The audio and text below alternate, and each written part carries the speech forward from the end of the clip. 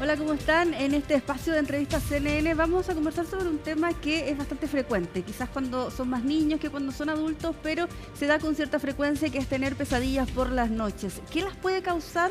¿Tendrá algo que ver con nuestro día a día, con la alimentación, por otros factores externos o incluso internos de nosotros? Todas esas preguntas se las vamos a hacer a nuestro especialista, Pablo Johnson, académico de la Universidad Andrés Bello. Muchas gracias por acompañarnos. Hola, hola, muchas gracias por recibirme. Pablo, primero para definir conceptos. ¿Cuándo estamos ante una pesadilla? Porque pueden haber distintos sueños, puede haber un sueño que para una persona le cause cierta sensación, pero ese mismo sueño para otra persona no. ¿Cuáles son los factores que pueden decir a una persona, sí, tuve una pesadilla esta noche? Claro, sí, yo me atrevería a decir que el elemento principal que caracterizaría una pesadilla de un sueño cualquiera es la angustia o por lo menos los niveles intensos de ansiedad, de malestar, este despertar un poco eh, o angustiado o particularmente triste, ¿no? Como esta sensación como de mucha emocionalidad que marca los sueños, pero yo insisto particularmente en la angustia, me parece que es lo más clave. No necesariamente el susto, porque usted mencionaba incluso como la emocionalidad triste, o sea, puede ser una emoción más intensa, más allá de la alegría, que sea angustiada como a lo negativo. Yo me atrevería a decir que sí. Bueno, claro, el susto y la angustia me parece que son predominantes, si bien no son me parece particularmente como las únicas, pero yo te diría que por ahí va un poco más la cosa. ¿Por qué se producen? Que es como la pregunta del millón. Hay factores que desencadenan. Primero hablemos de los externos, por ejemplo. ¿Qué factores externos pueden hacer que desencadenen pesadillas por las noches? Sí, mira, si me permites darme una pequeña vuelta, creo que es importante señalar primero los sueños en general como una manifestación, podríamos pensarlo al menos desde una lectura más psicoanalítica, que es la más propia, eh, como una manifestación de lo inconsciente, del psiquismo, ¿no? De estos elementos a lo mejor que rigen nuestro día a día, pero que no siempre estamos tan conscientes, ¿no? Que no siempre los conocemos bien. Eso por un lado. Y quizás tanto en los sueños como en las pesadillas podemos encontrarnos con dos elementos principalmente. Esto siguiendo las elaboraciones de Freud en adelante.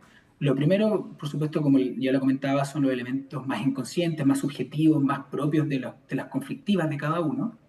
Pero por otro lado, los factores más asociados a lo que Freud llamaba restos diurnos, a estos elementos más externos quizás. Y ahí ya vuelvo en el fondo a responder la pregunta. Sí que por supuesto que las cosas que uno vive en el día a día alimentan de contenido los sueños, y quizás las pesadillas particularmente pueden verse influidas por aspectos tan de repente concretos y tan a lo mejor uno no lo pensaría muy bien, como la alimentación, como el consumo de algunos fármacos, ¿no? Evidentemente hay fármacos que también afectan el sueño o sustancias como por ejemplo el café, que yo creo que es evidente, ¿no? Y se sabe, ¿no? Yo no puedo tomar café después de las 6 de la tarde porque si no duermo pésimo. Eh, y también la exposición a pantalla durante la noche, de estos aspectos más de higiene del sueño, ¿no? El contenido al que nos expone, la cantidad de tiempo que nos expone frente a una pantalla, yo diría que esos son los elementos más externos que de alguna manera contribuyen a un contenido más angustioso o por lo menos más conflictuado, ¿no? Que genera algo más cercano a una pesadilla, más o menos, ¿no? Volviendo a eso de la higiene del sueño, quería preguntarle si es que eso se puede focalizar aún más entre adultos y niños, porque estamos en un mundo hiperconectado, hay pantallas por todos lados, e incluso se puede hablar ya de adicción a las pantallas, a los teléfonos celulares. Entonces no sé si esto afecta por igual manera a adultos y a niños, y si es que esto también tiene que ver si es que es algo continuo durante el día o si es que esta exposición se da sobre todo en la noche, o cuando ya empieza como la etapa para ir a acostarse con los más pequeños y ahí se recomienda apagarlas, o cómo funciona eso allí con la pantalla. Y claro, o sea, se recomienda apagarlas al menos, y esto en general, particularmente en niños, por la importancia en el desarrollo del buen dormir, si se quiere, y también por la importancia del aprendizaje de normas, ¿no? Y de límites y de que en el fondo hay algún momento donde tienen que dormir, donde tienen que apagar los equipos electrónicos, donde tienen que apagar el celular. Eh, entonces, claro, tienen que dormir bien por su desarrollo, tienen que respetar las normas y además el contenido de redes sociales tiende, por un lado, a activar el funcionamiento, ¿no? Uno se activa viendo muchas veces, en especial los niños más pequeños, viendo todo este contenido que justamente está hecho para eso. Eh, y por otro lado, que efectivamente no siempre tenemos control con respecto a qué es lo que se ve por medio de redes sociales y pueden toparse con contenido complejo que movilice ciertas angustias también. Eh, Noticias o no sé, que vaya a ser una de las cosas que de repente pueden encontrarse en redes sociales. Y eso es particularmente así para niños, pero no exclusivamente en los adultos, si bien con otros matices quizás ya no tan relacionados al desarrollo, ¿no?, neuronal, al desarrollo psíquico de los niños. En los adultos también es importante facilitar un buen dormir, porque hay que rendir el día siguiente, porque en el fondo hay que descansar para poder tanto como trabajar como descansar posteriormente, hacer las cosas que uno tiene que hacer en el día a día, ¿no?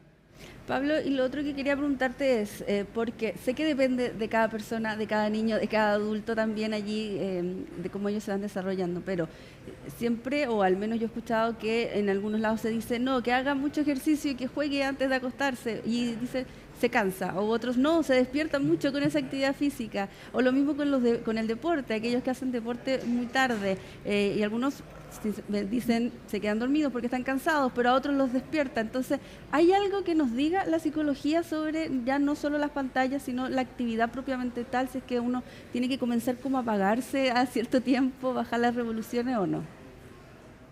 No sé si la psicología puede decir demasiado de eso, me parece que eso es algo también más del orden de la biología y la medicina, pero creo que es importante sí que al momento de dormir eh, tiende a pasar que, esto lo he visto mucho en mis pacientes y conversando con otras personas también, y bueno, es algo que más o menos es común, me parece, que el cerebro muchas veces al apagar las luces, al quitar los estímulos, empieza a funcionar con algunas cuestiones. Empiezan a aparecer algunas preocupaciones y algunas problemáticas que quizás durante el día no ocurren, ¿no?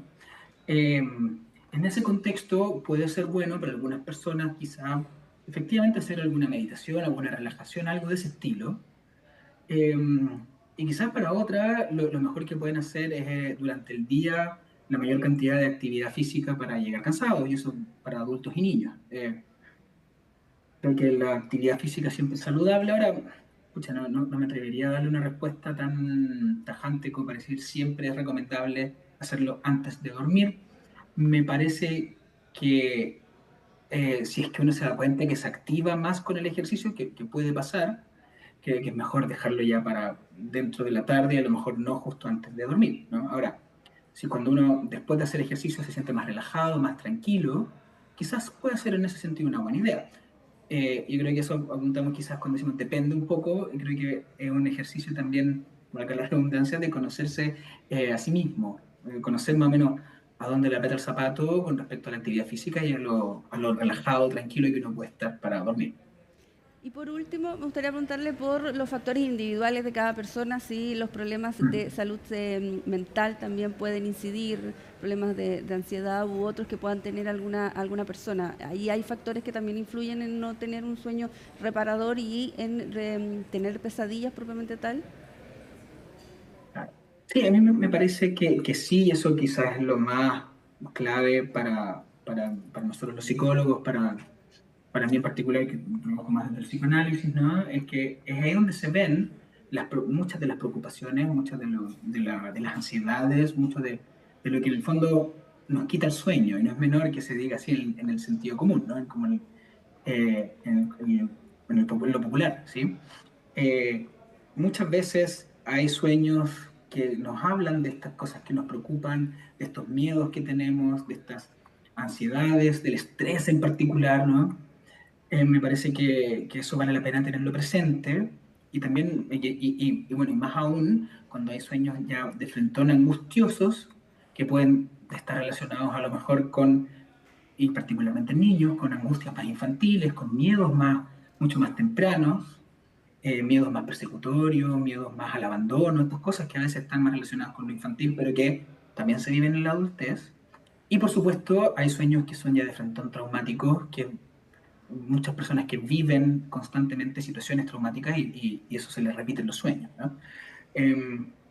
Entonces, creo que todos esos elementos son súper buenos indicadores para tener presente al momento de requerir más apoyo, requerir quizás consultar al psicólogo, consultar al especialista de salud mental, porque ahí es donde quizás uno primero puede empezar a notar cuando hay algo que está pesando, hay algo que no está pudiendo resolver, hay algo que nos está complicando la vida y el día y la noche, ¿no?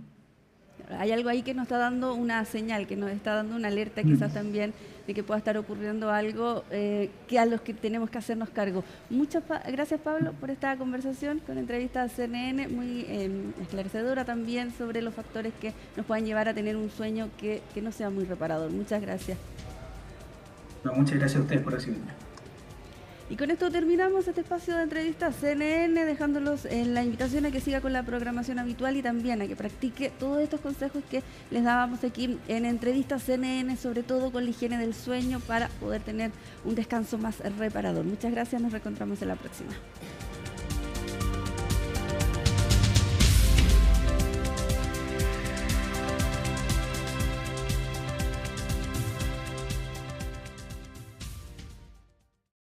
Vivimos tiempos